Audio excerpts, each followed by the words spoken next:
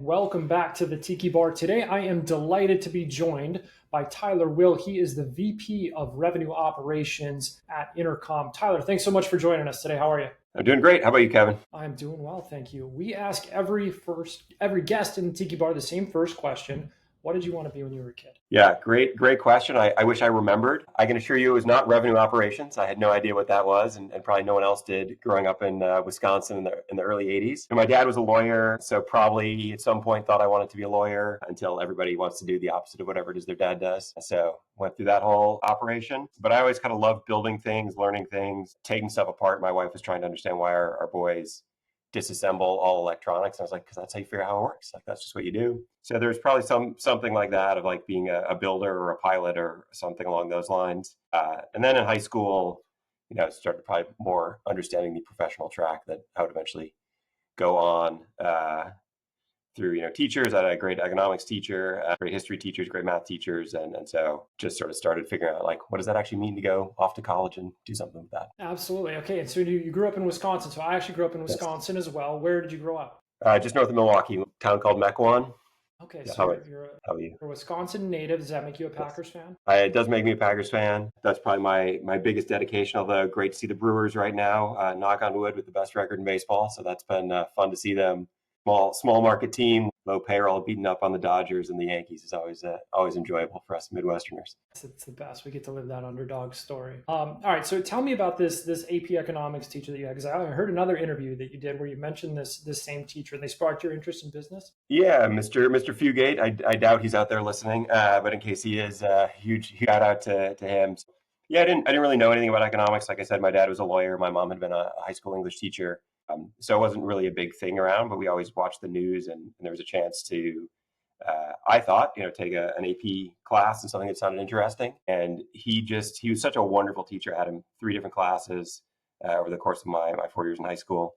He sort of brought things to life. He did it in a really wonderful way, like just a kind, wonderful human being as well. And yeah, it got me excited about what was going on. This was like the dot-com boom, the late 90s. The stock market was just sort of going straight up. So, AP micro, AP macro with Mr. Fugate was just the time when I kind of started to understand business, how you think about business problems and the tools you can learn through economics to try to solve them. So really, really great. My sister actually moved back to her hometown and ran into him the other day, and he Nice. he remembered me. So that was a nice little compliment for 25 years later, still to be remembered by a wonderful teacher. I love that. I love that. Okay, and now you take the other side of your underdog story and you go to Duke, who Yes. is of course a powerhouse in basketball. But you went there to study public policy. How did you end up at Duke as a kid from Wisconsin? Yeah, my parents, for better or for worse, always encouraged us to do well in school, and the reward for that was the chance to, go explore the world and do something else.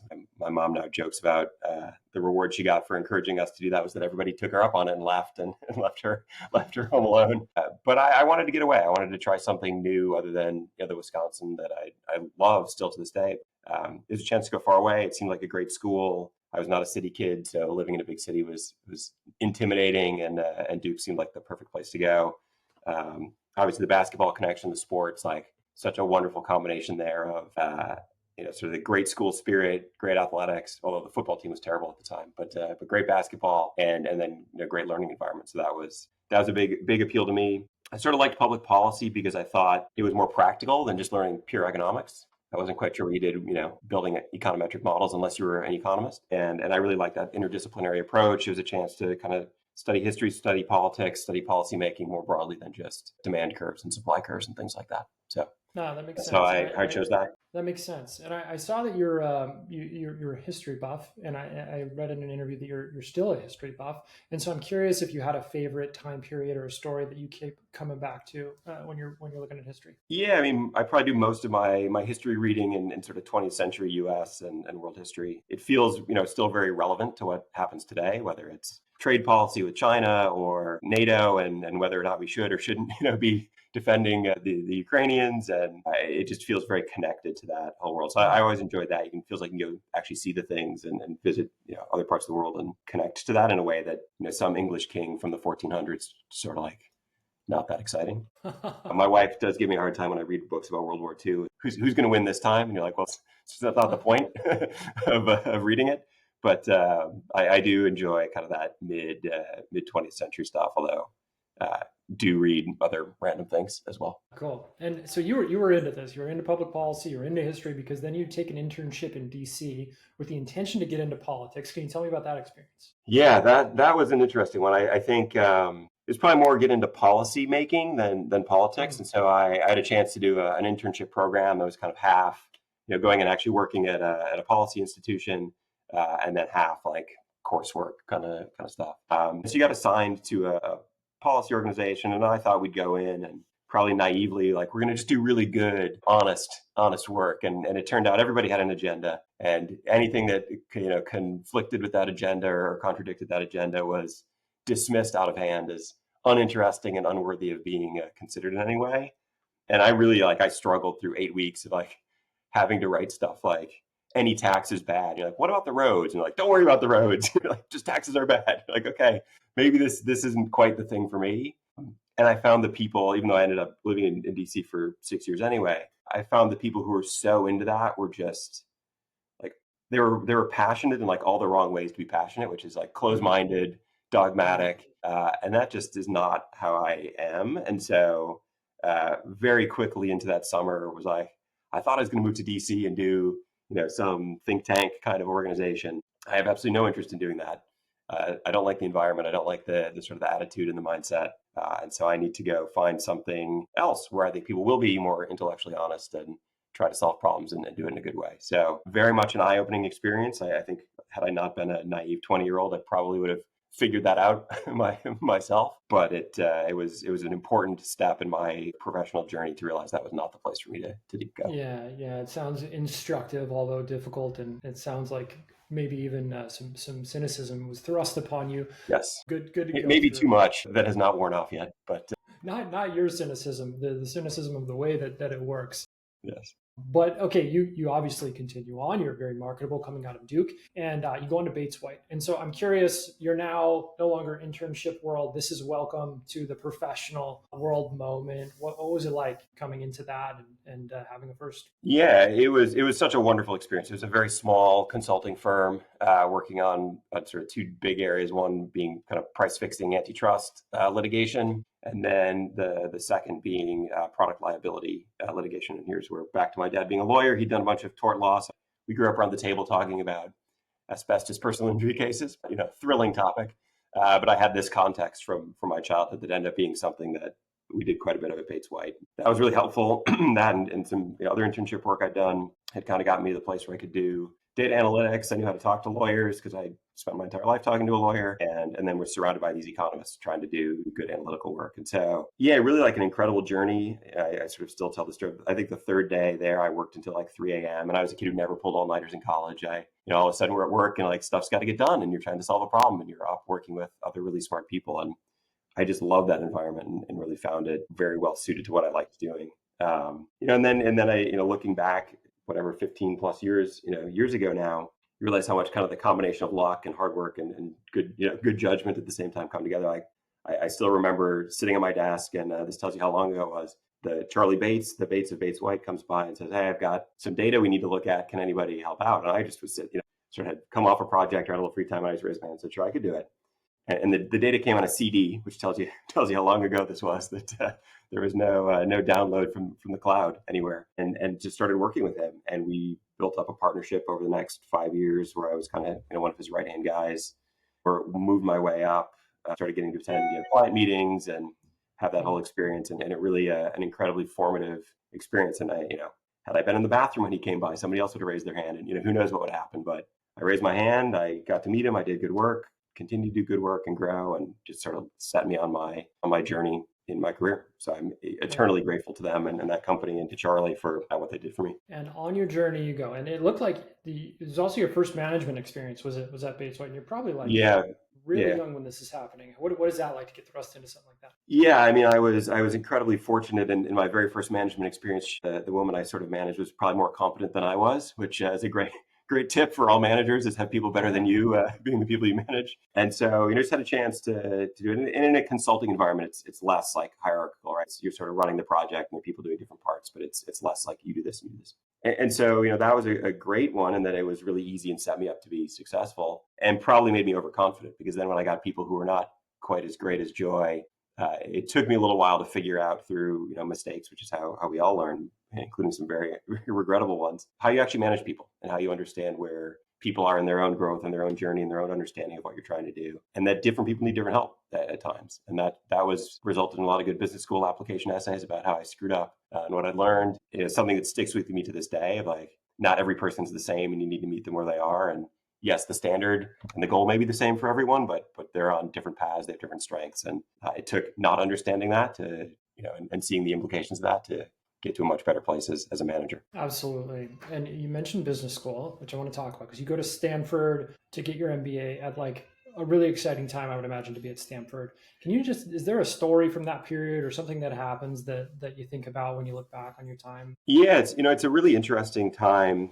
One, when I went in 2009 and started, it's still like was the depths of the financial crisis. Things were not good, right? And so many people there had come from investment banking and private equity and consulting where, it was not obvious showing up on campus in the fall of 2009 that in 20 months the job market was going to be in a great place, and we sort of got to be there through the tail end of the financial crisis and the very slow recovery out of that, the eurozone crisis in 2010. And so it was both a time of like a little bit of fear and concern, particularly for people. So many people still do the banking PE consulting kind of track, but at the same time you have this sort of SaaS boom starting to take place and a new period of innovation going on in Silicon Valley. And so an interesting dichotomy. I had come from consulting on the East Coast where that was less a thing. Like my clients were tire companies and insulation manufacturers and law firms that worked with them.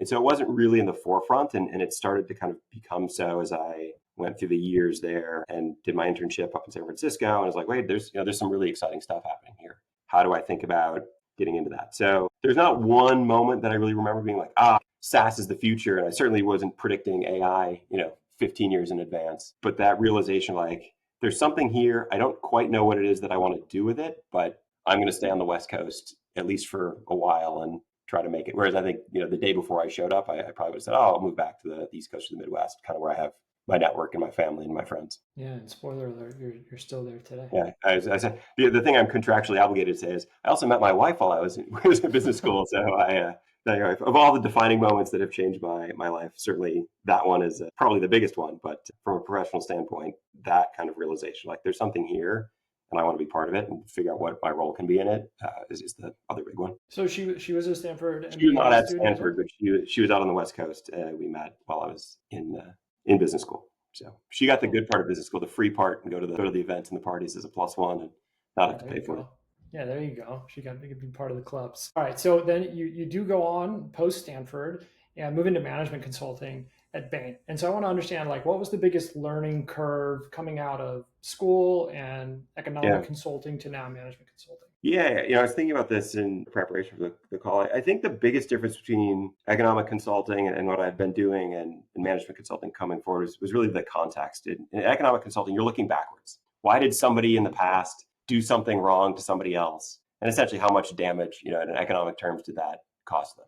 Party A owes Party B money because they did X, Y, and Z, and here's how much money that ought to be. And that's interesting. It's analytically interesting. They're tough problems to solve, but you're not actually looking forward in any way, shape, or form. You're not actually trying to figure out what they ought to do next, or how you grow your tire company or your insulation company or your cardboard box manufacturing company. And so the big change for me was going from a place of like, I had to understand the business and how it worked and the data to one of, we've got to like guess where we're going, and we've got to have an educated projection of where we're going and a hypothesis about that. And so that pivot from still analytical, still understanding a problem, still data driven, to educated guesses, pattern recognition, things like that was probably the biggest and most interesting change coming out. And then the nature of the clients, right? We had a lot of tech clients out on the West Coast. That's where I spent most of my time.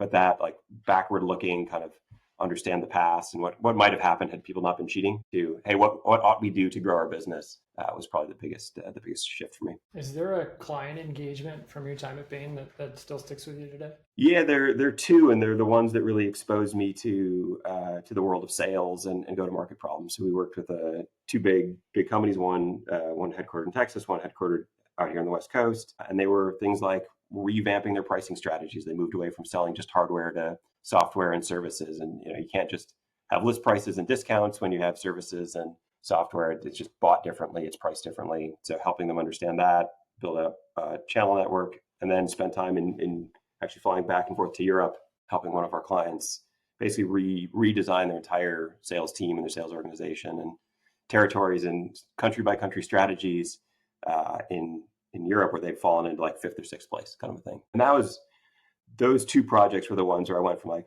sales is, used car sales is kind of the mental model I had in my mind to these are really, really interesting problems.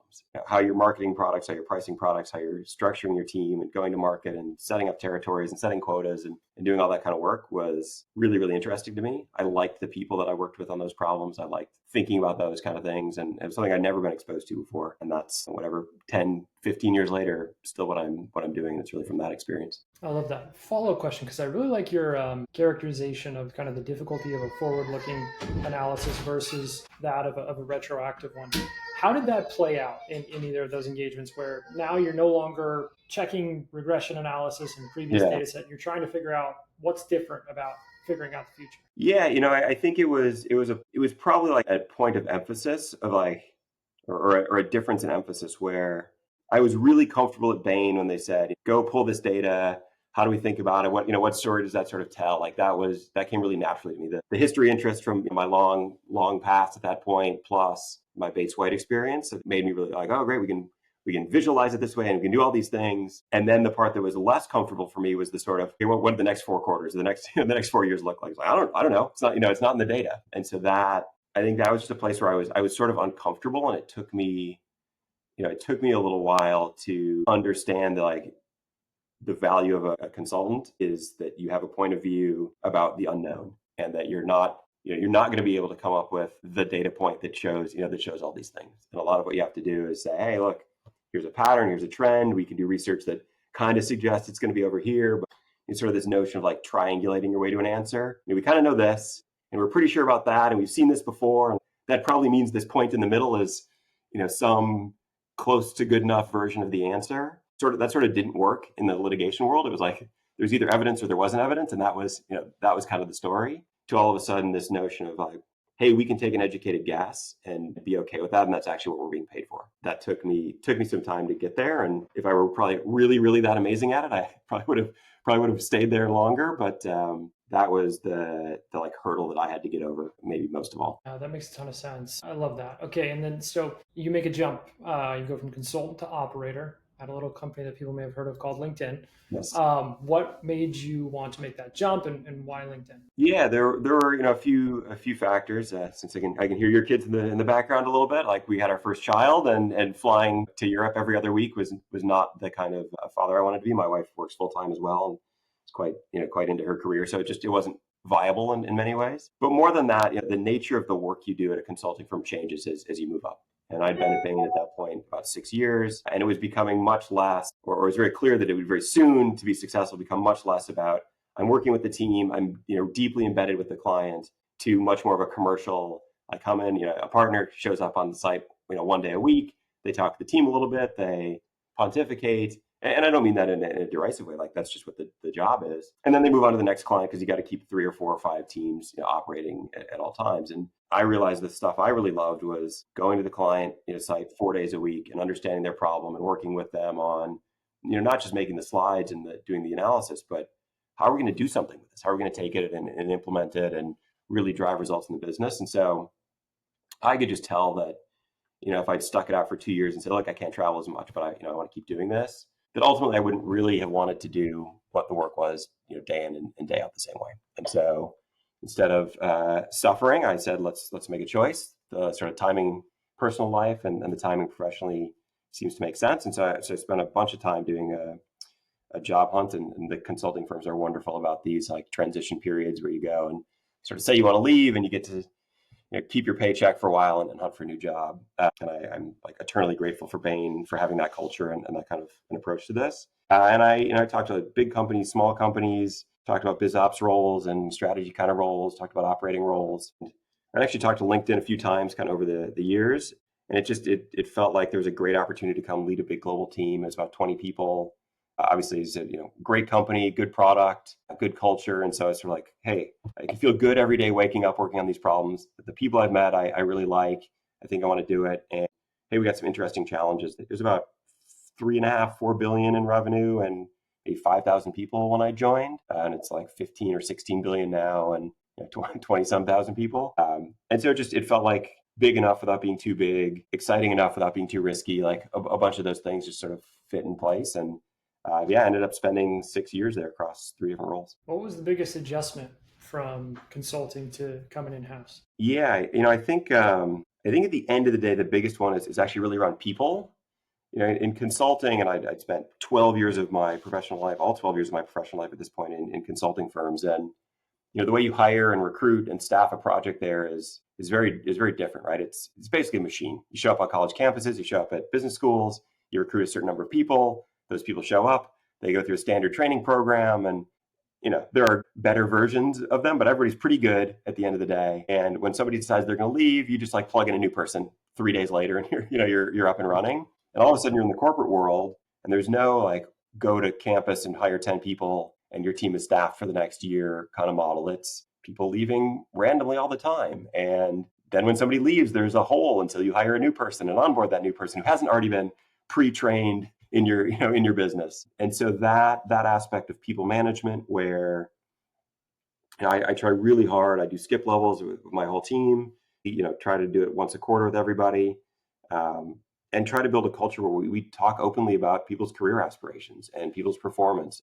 It's enormously helpful if you can build that as a manager, because somebody will come to you and say, hey, I really want to manage people. Like, is there an opportunity for me here? And you can say yes or no and talk about why you think they're ready or not. And that can give you a sense of like, hey, is this person going to leave soon? How do we think about that? How do we do this or that? Because when you get that visibility into someone's intentions, you can plan for it. It's the surprise. I'm leaving. You've got 2 weeks, and you're like, I haven't networked with anybody who does your job. I haven't thought about what the JD should be, how the role is changing, all these kind of things. And that was really eye-opening for me, was this sort of consulting. There's always the apprenticeship model at every level. Sort of the levels down, you're always doing that, but it's very, very different in the corporate world. And it took some adjustment to build the right culture, think about it the right way, and just be prepared for like somebody left and everybody else has to fill in the hole until we onboard and bring in somebody new. So that's the big one. And then in a consulting firm like Bain or McKinsey or BCG and other wonderful companies that are out there, there's just a really, really high standard that kind of everybody upholds. And I think in larger corporations, there are people there to punch the clock from 9 to 5, or they've never had that kind of training. Where, like I said, my third day of work ever, I was there until 3 a.m. for better or for worse. I was like, oh, that's how things work. I'll just assume that's what we do when work needs to get done.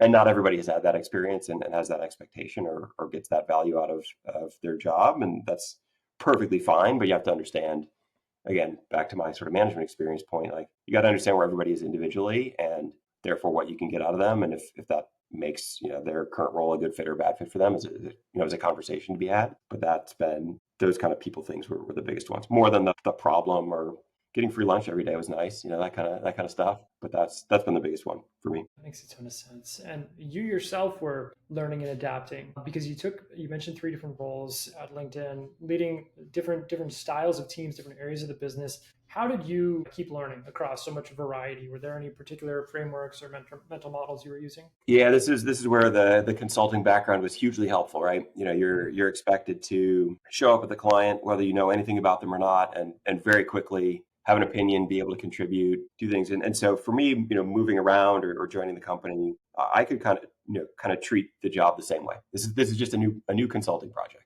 Obviously, it's more than that, but that mental model, like get up to speed fast. It's way better to ramp like this than it is to ramp like that, even if the destination is the same. And so to try to learn really quickly, understand the people and the business and partner, and those sort of first 30, 60, 90 days. And I know it's a probably 50 plus year old framework of a 30, 60, 90 plan, but like it helps enormously, right? Like what's the situation I'm walking into, evaluate the people, the problems, the partners, come up with a plan, get some quick wins. Like I said, 90 days is luxurious in consulting terms. So that felt very good. And I still remember one of the first people that I worked with, I came in and he's like, look, for the next 6 months, don't try to do anything. Just go learn stuff. And I was like, what? Like, what are you paying me for if I'm not supposed to do anything for 6 months? I think there is that difference in the consulting environment than a corporate one.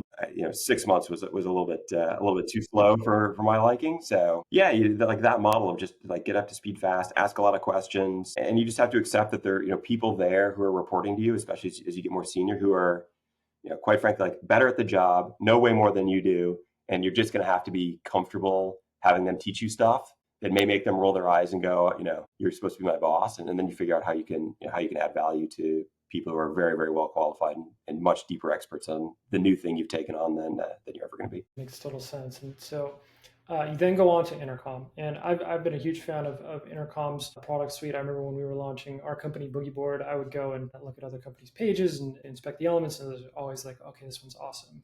They're using Intercom. And so I'm curious, what drew you specifically to Intercom? Yeah, there's sort of two recurring themes in my career. One is I apparently work everywhere for approximately 6 years, and the second is I talked to every company that I eventually worked for multiple times before finally deciding to join them. So I'd actually talked to LinkedIn several times when I was at Bain. I talked to Intercom several times when I was at LinkedIn. But it's a little bit of the same story. Like company, what is it doing? Is it solving an interesting problem? What are the people like who are there? And then what are the things I'm actually going to get to work on myself? And so for Intercom, I was in the job hunt right as OpenAI launched ChatGPT. So that was like November of 2022, right? And that was you could tell that the company was going to do something interesting with it. They pivoted within days to it. And you could start to hear, there's not, the website at the time was still like kind of their old model of like multiple solutions. And I went into the interviews, you're sort of doing this. That's interesting. Like, we're not doing that anymore. We're doing this, we're doing this new thing. We haven't had time to build the new web page. And I was like, oh, that's really cool that you're pivoting. It was obvious very quickly that customer service would be a place where AI would be hugely valuable as it gets better and better and better. The people I met seemed great. There were salespeople. I talked to operations people, chief of staff, demand gen, and it's like I really like these people. I really enjoy spending time. And it was a bit of a, hey, the ops team hasn't had a leader for a while. They're kind of struggling to get out of like really tactical day-to-day stuff, but good people and smart people. And so it was a chance to kind of come in and work with a great system at a company at a really interesting inflection point with Owen coming back from some time off and bringing kind of that founder energy back to the company, founder vision, and then a chance to run my own 20-person global team again, but be the one in charge, not be in a layered organization or kind of one with multiple peers. So I felt like I was up for that challenge. Just kind of once again, all the pieces just fell into place and were sort of the right combination for me. So how would you say your leadership style has evolved from you're managing Joy Bates White, which I remember because Joy's my wife's name, and Charlie's my son's name. That was the other person you mentioned. All right, it makes it easy to remember everybody from my nailing it for me to where you are today. Now, multiple managerial roles within different styles of companies, large organizations, mid-sized organizations, all fast-moving organizations. How would you say your style is? Yeah, I think I talked a little bit about this at the beginning of like far more situationally aware of where people are in their journeys. And there's a little bit of an element in like a consulting environment where you can sort of be a little bit lazy about it. Like everybody who just started college is highly ambitious and wants to do this and wants to get, the model is sort of like wants to get an MBA in 3 years, even if they don't actually. Like you kind of end up just coaching people along this very prescribed path. And I think as I went to LinkedIn, as I went to Intercom, not everybody is a consultant sort of doing the same problem. You got people running the deal desk, and you got people running marketing analytics, and you got people who are deep in the tech stack and understanding that. And then you've got your people more like my background of advising the sales team on performance and strategy and things like that. And so I think I've been forced, and I think hopefully risen to the occasion of being much more aware of kind of everybody individually, what their role entails, what the future of that entails. I've tried to create, I think, a much more open culture where people will come and say, hey, I'm not sure how much longer I want to do this. What does that mean for me? What do we think about that? One of my favorite stories is when people get promoted and do really well. And there's a woman on our team in Dublin who, in our first one-on-one, I was like, you've been here a while. Like, do you want to manage people? She was like, under no circumstances do I ever want to manage people. And today is her first official day in a people management role, taking over our team in Dublin. And like, being able to have those open conversations and continuing to iterate and understand where she's evolved in her own thinking about it, how she's developed her own skills and gone from, sort of an operator to a strategist and an operator. And like, I love being able to, all credit to her at the end of the day, but go along on that journey with someone. And where can you have those little moments where you teach them and you sort of see the light bulb go on? So I think that's one. As teams get bigger, you just have to be more empowering, right? right? You're managing a consulting team of 2 or 3 other people. You know what everybody's doing, and you can kind of, QA every piece of work and really, poke your head at anywhere you want to go. I think my team's up to 32 or 33 people, and we're still growing. I cannot know the ins and outs of everybody doing everything. It's probably not a good use of my time to understand all the nuances of creating an order form for the deal desk team. So how do you, one, just get really comfortable with that? Hey, I got really good leaders in place doing all these things. I'm going to trust that they know, or the managers under them know how to do this work. And then it's all about creating the culture of like, we're stuck, it's broken, I need help, rather than me going, I know what everybody's doing all the time, because I think it's totally impossible at that scale to do. But then there are also some commonalities. Like I think having high standards, being honest, being ethical in the work you're doing, um, bringing some humor to work. No one has ever stood up and said, we know we beat our number this half, but it was really entirely due to the RevOps team, right? Sales is always successful when sales is successful, and we've always screwed up when it goes badly. And I'm obviously grossly simplifying, but you have to, I think, in that kind of a role, bring some humor and both seriousness, but also levity to the situation, because it can be sort of a hidden role. The victories can be hard fought, and often the credit goes to, in many cases, rightly, the people carrying the number and out talking to the clients. But um, it's good to like always have that kind of grounding of, wherever I go, I'm going to bring those things to it, and then you adjust to the specific people and the specific culture of the company. Can you give me an example of how your team at Intercom is using AI internally? Yeah. So I sort of grouped this into two different areas. One is, tools we use that have AI as key components to them and let us do things that 3 years ago we could not have done. And so we're big users of Clay. So we've been building target lists and enriching our data, and stuff that would have taken quarters potentially of assembling a bunch of third-party data and figuring out how to code it and rank it and infuse it into the CRM is now suddenly something that one guy with a consultant part-time is managing. And so that's incredibly powerful. We've introduced Glean at the company as a whole. So again, the RevOps people out there listening will know, like, it's documented. Just look it up. Stop asking us questions. Like, Glean makes it easier to hopefully get people to stop asking us, I don't understand my comp plan. Did you read the documentation? No. They can now do that and engage with that in a sort of corporate wide chat and a knowledge base, which is great. And Gong, which disclosures, my wife runs product marketing there, is another big tool we're huge fans of. How it helps us understand, whether it's product usage, feedback, and we can feed that to the product teams, or adherence to our own sales narratives, or whatever else we're doing. I think we're using that, and then AI there more and more and more. So one big bucket is like tools that have AI, and we're finding new ways to use them as those tools themselves improve. And then we're trying to do it more in our own work. Every month in our team meeting, we have 2 people stand up and share how they are using AI in something. And it's pretty open-ended. We had somebody tell us about how they're learning Turkish using OpenAI, and another people telling us how they have started checking all their emails to try to soften the tone when telling people like bad news, or hey, here's a tough new target. And so if people are using a lot in composing things, reviewing documents. I use it all the time. Like, I like to write something and then sort of feed it in and say, like, what am I missing? Does the logic hold up? Like, is anything not going to be clear? If you were in this role, would this be clear or not clear?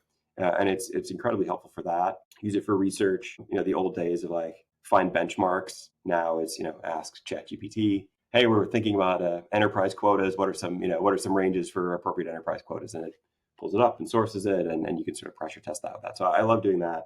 I think the big like next transition for us, and we're starting to do little bits and pieces of this, is kind of data work is like the new frontier, where still today, so much of what you have to do is you can build your report in Salesforce, or you can learn how to write SQL and pull stuff into Tableau and build things that way. And not everybody on the team can do that. And it takes a lot of time to just having that like chat layer sitting on top of your data set. And you're like, I need a bar chart of revenue from these people over the last, 12 quarters, and like, boom, it's done. And so I'm really excited about our ability to start basically interrogating data through AI and having it produce outputs for exec readouts or customer readouts or whatever it is, just so much more efficiently. So we spend our time on, why is this interesting? What is this? What does this result mean? Well, I spent 3 days assembling the data for the bar chart, and now I'm exhausted and like we've run out of time. So that I think is the place where we're 1 foot into a 100-yard march down the football field on that one. I like that.